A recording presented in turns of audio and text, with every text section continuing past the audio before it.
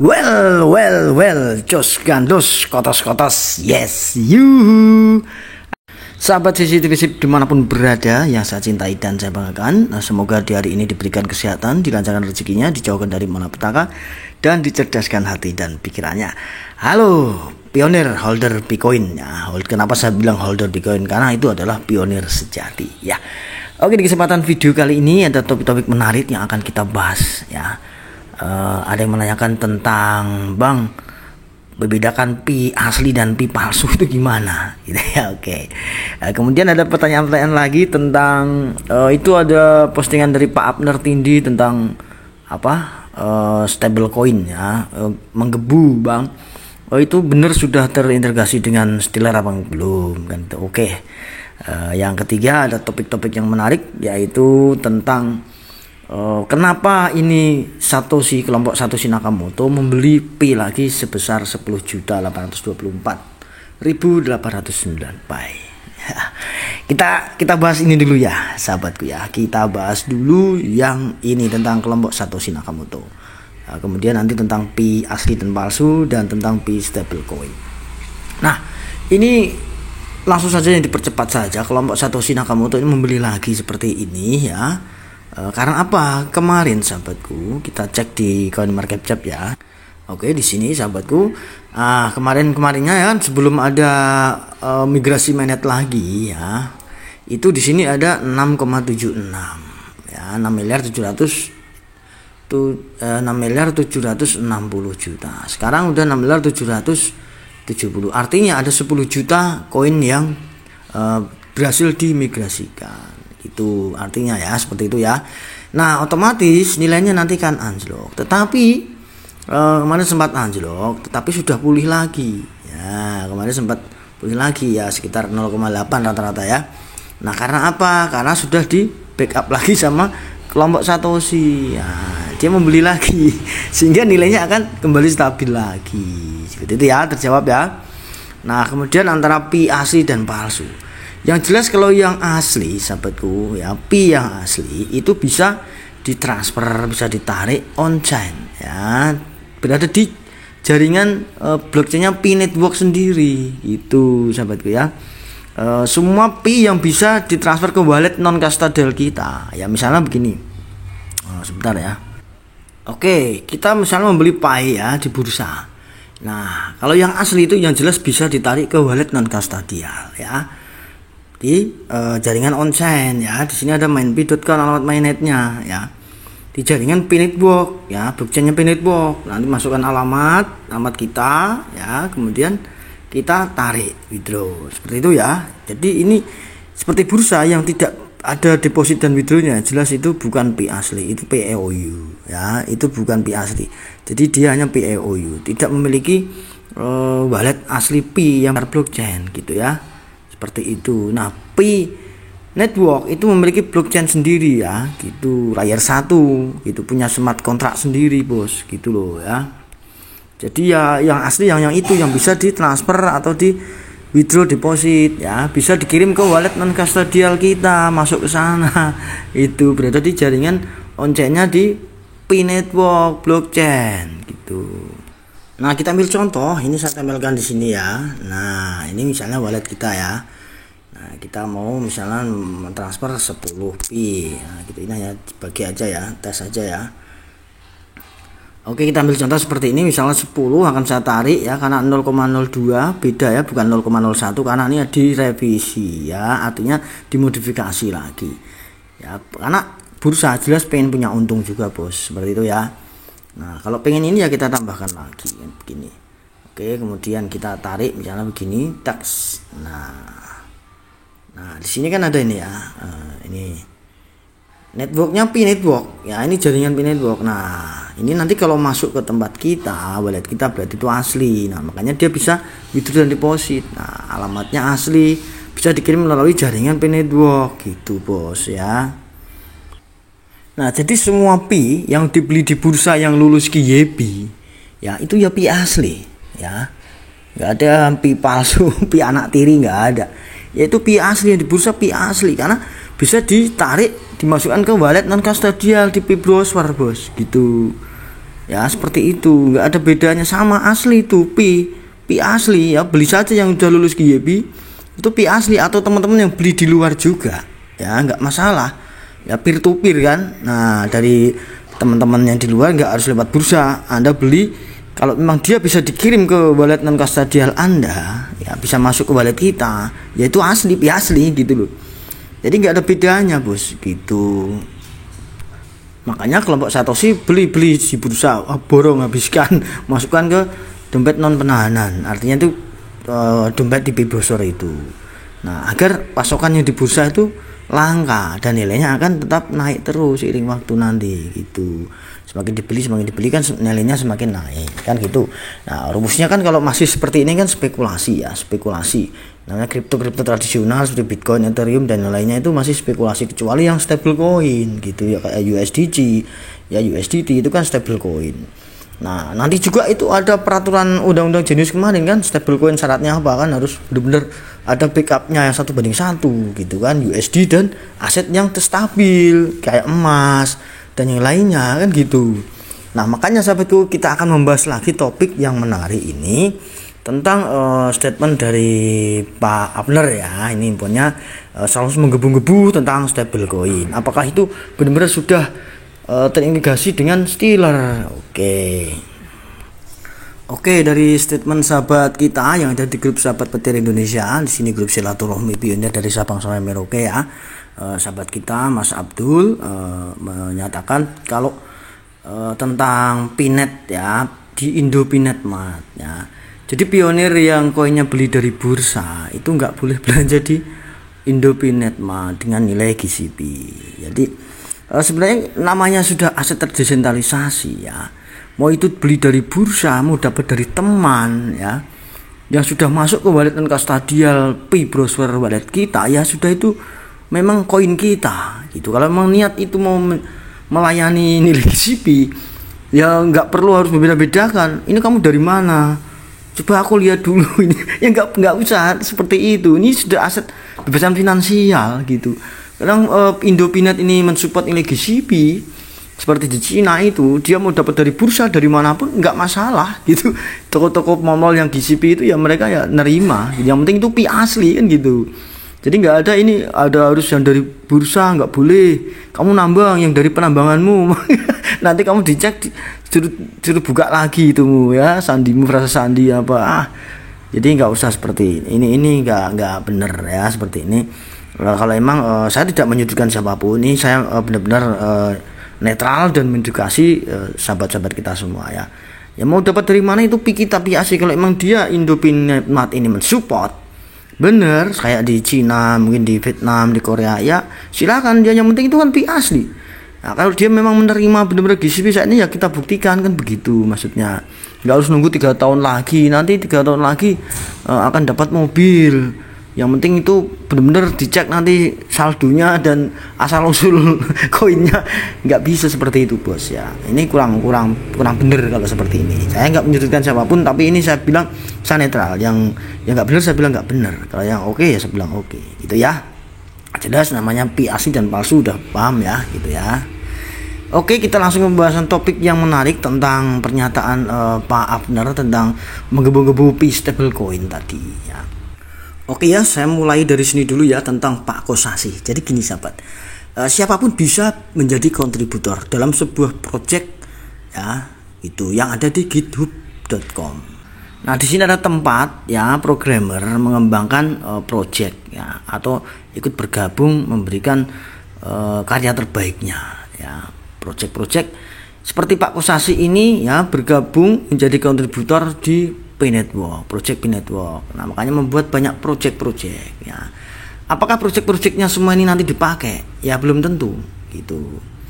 Tetapi yang akan kita bahas di sini sahabatku, dari sekian repositorisnya Pak Kosasih ini ya, repositoris sendiri itu adalah ya mengedit data, mengakses data ya, mengakses, membuat kode ya gitu kepada salah satu project ya, terhadap project yang misalkan aja seperti ini ya. Pak Kosasih itu juga berkarya ya, membuat sebuah kode ya, atau mengakses memberikan idenya ya, biar gampang gamblangnya ya, memberikan ide karyanya ya, masuk ke Pi Supernode seperti itu ya. Ini induknya di Pinode. Ini misalkan saja, siapa saja bisa ya, yang bisa menggunakan alat, library dan lainnya yang berada di SDKP network. Apa itu Bang SDK? SDK itu Software Development Kit ya. Di situ adalah tentang bakat pengembang itu ya bergabung ya, berinteraksi dengan Pi Network melalui SDKP tadi ya, memprogram aplikasi, membuat aplikasi ya untuk mensupport sebuah project Pi Network ini. Itu ya. Ini yang gamblang saya jelaskan. Kemudian di sini ada stable coin. Oke, kita cek ya yang rame-rame tentang Picoin Stable. Apakah sudah terintegrasi benar ke jaringan Stellar? Nah, oke, kita cek gitu ya. Nah, di QPI Stablecoin ini Pak Kosasih ini memperbarui projectnya, yaitu di membuat Picoin Stable JS. Nah, kita akan cek di sini 5 hari yang lalu Picoin Stable JS. Oke.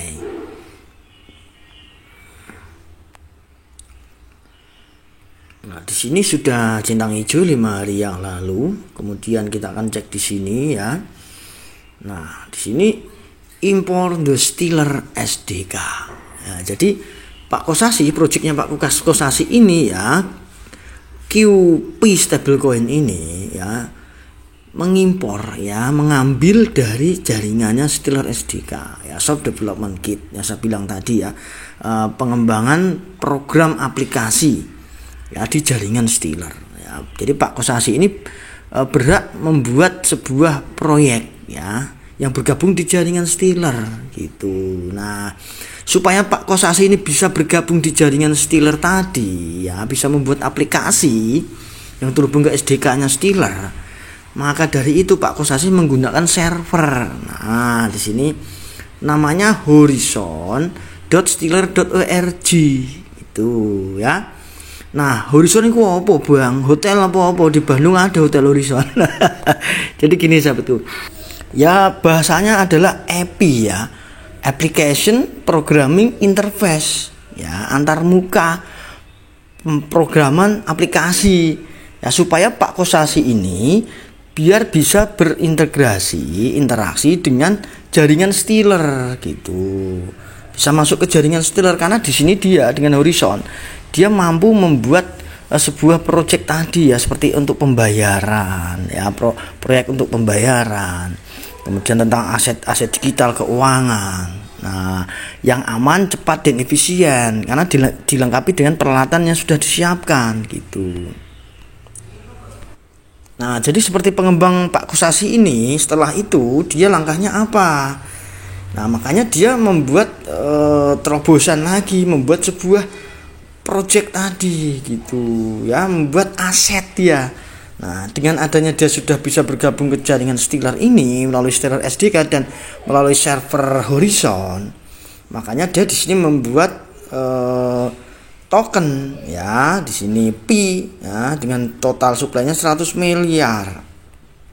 Nah, dia created token, artinya dia membuat aset ya, membuat aset Pi, token tadi Pi ini. Nah, yang bisa terintegrasi, berinteraksi di jaringan Stellar. Nah, dia bisa mengakses data, dia bisa mengirimkan pembayaran, dia bisa membuat project seperti ini, membuat aset seperti ini yang berhubungan dengan keuangan gitu, sahabatku ya. Nah, ini memang sudah connect ke Stellar mainnet. Ya, di sini ya, melalui server horizon.stellar.org. Nah, makanya namanya Pi. Kemudian tokennya totalnya 100 miliar suplainya. Dengan nilainya page value ini di sini sahabatku. Nah, ya, page value-nya 314.159 US dollar. Nah, ini ya, dia membuat ini karena memang namanya sebuah project ya. Dia bergabung ke jaringan Pi Network sebagai kontributor, pengembang, membuat project. Nah, project ini nantinya terhubung ke jaringan Stellar juga. Nah, ini nanti akan dipelajari ya, akan menjadi bahan pembelajaran di Stanford University gitu. Nanti akan ada konferensi di sana ya, akan ada konferensi dihadiri oleh banyak sekali yang tentang edukasi di Stanford ya. Mungkin ada CEO ya, untuk mahasiswa, perusahaan-perusahaan besar nanti datang ke sana bos gitu. Nah, makanya apakah bisa peace stablecoin tercapai? Saya bilang kemarin kan bisa saja terjadi gitu loh. Tetapi prosesnya udah saya bilang kemarin ya, tentang pahami tentang uang dan pahami tentang menuju ke peace stablecoin, karena uang itu harus stabil, nggak boleh fluktuatif gitu. Tapi butuh proses bos. Nah di belakang layar ini kan ada perusahaan StartX ya. StartX itu afiliasi dari perusahaan-perusahaan yang ada di Stanford gitu sahabatku. Jebolan-jebolan Stanford University ya. Dan rata-rata walaupun dari luar juga dia sudah masuk ke Amerika ya, mensupport di Amerika untuk bisnis ini ya. Banyak sekali mereka bisnisnya, jebolan-jebolan dari sana juga Stanford. Nah gitu sahabatku, nanti banyak yang akan membackup aset untuk stablecoin Pay ini karena harus 1:1 gitu loh ya. Nah ini sudah terintegrasi ke mainnet bener gitu. Tinggal nanti kita ini kan tentang perkembangan ini semuanya kan harus real, tidak boleh manipulasi gitu. Makanya walaupun nanti Pi dari harga dari bawah ini kan dari nol bener naik. Nah kalau sudah nanti ada kesepakatan semuanya, karena teori nilai sebuah uang itu juga akan mempengaruhi dari teori kesepakatan gitu, yang didukung dengan regulasi dan undang-undang agar disetujui oleh masyarakat dunia bisa bos gitu. Tapi harus real ya, ada aset backup cadangannya bener.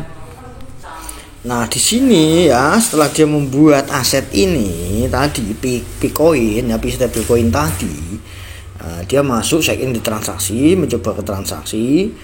Nah, di sini dan di sini dia berhasil ya, successfully, token created successfully ya, bagi add value tadi 314.159 US dollar.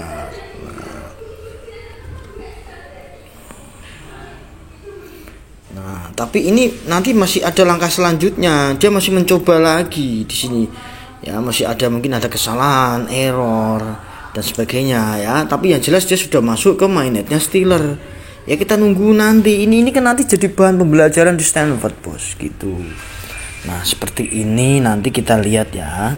Oke di sini baru dari kelompok StartX ya, Stanford StartX Fund. Nah di sini pendanaan portofolio di perusahaan StartX. Sedangkan StartX iki temene koncone deket Nicholas Kokalis bos, yang video saya kemarin ada itu kan. Nah, memberikan pembelajaran atau memberikan edukasi tentang smart contract, menjelaskan tentang smart contract di teknologi blockchain mata uang kripto ini ya, Dr. Nicholas Kokalis dengan founder dari StartX ya, karena Dr. Nicholas Kokalis pernah bekerja di sana bos, karena ahli di sana, ahlinya juga di StartX gitu loh ya. Nah di sini ya ada pendanaannya dari Stanford University ya, lihat ini ya. Oke, Stanford California. Ini yang mendukung proyek Pinebook juga nantinya bos. Ada Bill Gates ya, Washington. Kemudian ada Reid Hoffman, Kate Robius, Sam Altman ya, Peter Thiel. Banyak sekali di sini ya. Blockchain Capital. Karena perusahaan startup ini sudah ratusan ya, perusahaan startup gitu, dan bos-bos besar di Amerika yang memang sudah terafiliasi dengan Stanford itu banyak gitu loh ya. Di sini ada Adam Draper ya, Blackstone Innovation Investment, Andreas Gladwell, Terra ya, banyak sekali bos gitu loh. Oke ya sahabat, sekian dulu ya video kali ini tentang tadi masalah Pi asli dan palsu, kemudian tentang kelompok Satoshi Nakamoto membeli Pi 10 juta lagi kok harganya masih tetap lagi ya, karena adanya migrasi sekitar 10 jutaan juga gitu. Jadi ya berusaha untuk menstabilkan gitu. Kalau Satoshi nanti membeli langsung 1 juta 100 Bitcoinnya dan langsung pump 2 nanti ini terindikasi apa? Ya sama aja kembali seperti dulu gitu. Nah, senjatanya belum dikeluarkan ini ya. Biarlah ini nyata ya, pembentukan nilai, penciptaan nilai nyata dari ekosistem utilitas, dari bursa, dari investor, dari perusahaan-perusahaan yang mendukungnya, dari step by step nilainya akan stabil gitu. Kalau hanya dari seseorang saja nanti sama aja Satoshi kelompok ini memberikan contoh ya, pam langsung borong. Nah, tapi nggak masalah kalau kelompok Satoshi kan dia diam karena dia punya proyek gitu loh. Nah, Nicholas ini punya proyek, ya dia nggak akan menjualnya bos gitu ke dalam di bursa lagi, nggak akan menjualnya kalau emang dia. Tapi yang lain ya, yang lain pos-pos yang lain kalau dia membeli dengan banyak koin jeder, nah itu nanti bisa dicekal dulu di bursa exchange tersebut. Dia pos ini dicek itu sumber uangnya dari mana dia membeli Bitcoin ini. Nah dia juga harus memiliki wallet yang resmi di P-Browser yang non custodial itu, paus itu. Nah harus melewati KYC bos. Siapa tahu nanti itu pencucian uang, atau siapa tahu untuk mendanai teroris. Makanya bagusnya Pi ini di sana. Gitu. Tapi kalau asetnya yang sudah berada di mainnet, saldo mainnet berada di blockchain Explorer yang Pi, ya itu tidak bisa dirubah gitu loh. Nggak bisa, Nicholas pun nggak bisa merubah. Ya itu di buku besar itu di situ nggak bisa. Jadi itu memang ada not validator. Ya itu nanti ada kesepakatan. Misalnya begini ya, seperti soroban setting itu ya, yang digunakan juga Stealer maupun Painetbox, itu fungsinya ya untuk supaya aman, cepat dan efisien. Jadi si pengembang tadi itu ya bergabung, berinteraksi dengan jaringan Painetbox dan Stealer ini tentunya ingin menciptakan sebuah mata uang kripto ini yang aman, cepat dan efisien gitu. Karena modelnya seperti kalau ya Stealer sendiri, kalau dia menggunakan soroban setting, artinya dia akan menggunakan Federated Bayesian Agreement ya, protokol konsensus yang mengandalkan tentang persetujuan ya dari beberapa node validator yang tugasnya memvalidasi transaksi gitu. Setelah transaksi tadi diusulkan ya, kalau emang disetujui oleh beberapa validator, nah kemudian disahkan gitu kan ya, dimasukkan ke dalam blockchain. Shiftnya seperti itu, jadi aman, benar-benar aman gitu loh ya, bukan seperti Bitcoin yang bukti kerja. Memang sama-sama modelnya kriptografi, tapi berbeda dengan cara penentuan di protokol konsensusnya bos gitu. Oke, saya rasa pemahaman ini cukup jelas biar paham ya, dipahami ya. Karena kalau menjelaskan terlalu yang sangat kompleks sekali, mendetail, malah puyeng ya, sentet sirai. Tetap semangat, Pi ya, semoga aja tetap menjadi stable coin karena memang dia digunakan nantinya ke depan di misi dan visinya sebagai mata uang global dunia, karena memang sudah dikenalkan dari seluruh penjuru dunia. Ya dimulai dari orang-orang bawah, maaf, ada yang miskin, ada yang kaya, mau siapapun presiden, mau dia tukang becak, tukang ojek, nggak peduli, semua akan bisa mendapatkan kesejahteraan dari menjadi pelopor atau perintis proyek ini ya gitu. Tetap semangat ya, namanya proyek itu bisa gagal dan bisa berhasil, tapi peluangnya bagus ya. Pi tetap akan memberikan kesejahteraan bagi mereka yang sabar dan bersyukur. Akhir kata, wassalamualaikum warahmatullahi wabarakatuh. Salam cerdas Indonesiaku, bye bye.